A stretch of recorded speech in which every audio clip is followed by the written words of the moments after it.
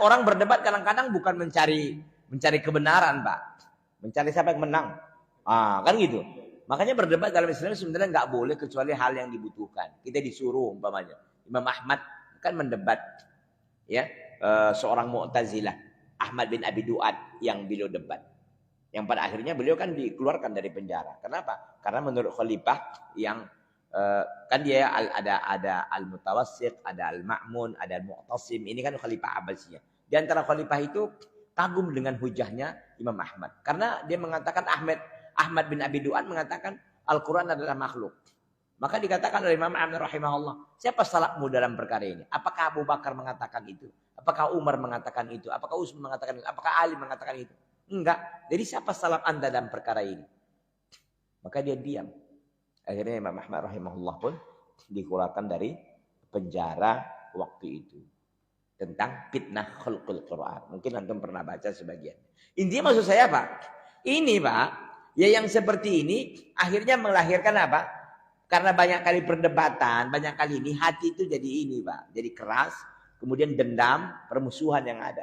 Wal adawatu wal baghdha, permusuhan dan kebencian.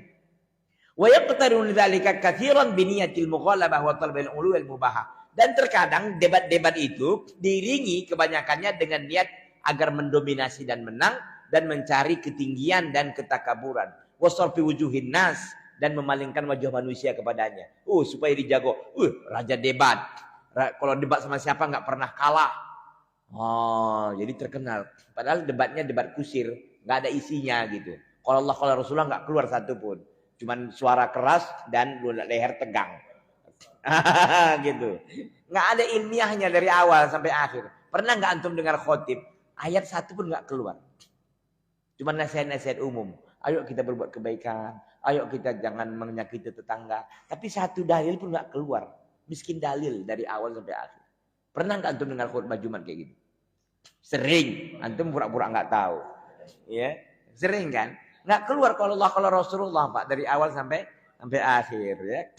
Wahada mimma dzammahu ulama ar-rabbaniyun. Dan ini yang dicela oleh ulama-ulama Rabbaniyun, orang-orang yang seperti ini, yang akhirnya banyak debat karena memunculkan banyak masalah. Kalau begini apa hukumnya? Kalau begini menyogok.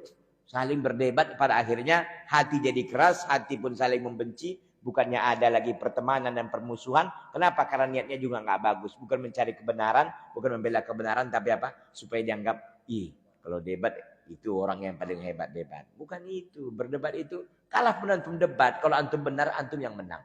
Tapi kalau antum menang pun debat, tapi antum di atas kebatilan, ya tetap antum kalah. Walaupun orang-orang mengeluh-ngeluhkan antum. Apa artinya?